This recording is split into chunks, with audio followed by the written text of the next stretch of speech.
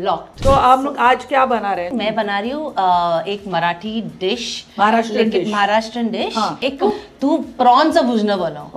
So I am making prawn का भुजना। सर्वात पहिला आपल्याला 2 मीडियम आकाराचे कांदे उभे चिरून घ्यायचे आहेत आणि कढईमध्ये बिलकुल सुद्धा तेल न टाकता कांदा आपल्याला टाकून घ्यायचा आहे। हिरव्या मिरच्या आपल्याला कट करून घ्यायच्या आहेत, ते टाकायचे आहे आणि थोडीशी कोथिंबीर टाकायची। त्याचबरोबर त्याच्यामध्ये एक मीडियम आकाराचा टमाटा जो बारीक चिरलेला आहे तो घालायचा, थोडासा कढीपत्ता टाकायचा, त्याचबरोबर अर्धा चम्मच लाल मिरची पावडर आणि अर्धा चम्मच आलं लसणाची पेस्ट घालायची। त्याचबरोबर चवीनुसार मीठ आणि थोडीशी कस्तुरी मेथी जी हातावर क्रश करून त्याच्यामध्ये घालून घ्यायची। लगेचच ह्याच्यामध्ये आपल्याला अर्धा चम्मच गरम मसाला, थोडीशी हळद आणि 2 चम्मच तेल घालायचं आहे। 2 ते 3 चम्मच टाकल्याच्या नंतर आपण लगेच गॅसवर जायचंय। नमस्कार, मी प्रज्ञाच मेजवानीमध्ये तुमचं खूप खूप स्वागत करते।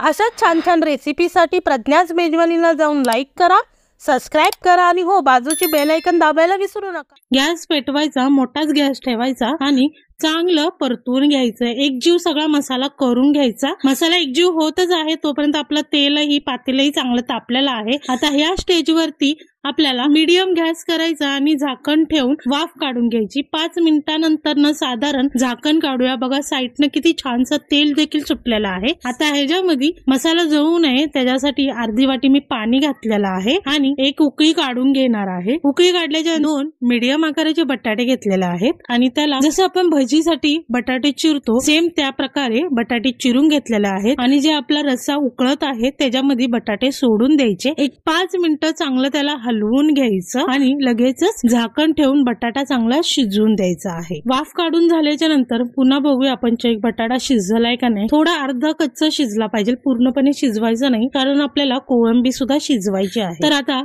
बटाटा माझा परफेक्ट जसा पाहिजे तसा शिजलेला आहे।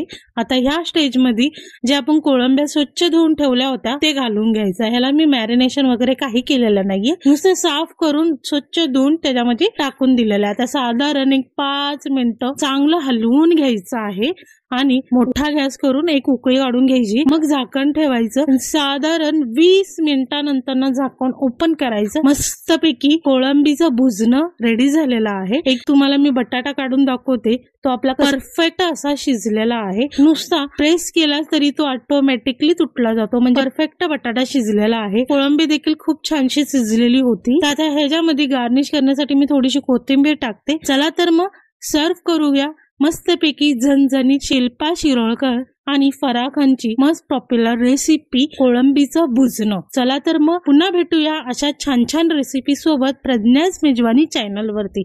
लाईक केलेलं नसेल तर लाईक करा, सबस्क्राइब करा आणि हो बाजूची बेल आयकॉन दाबायला विसरू नका। Thank you so much.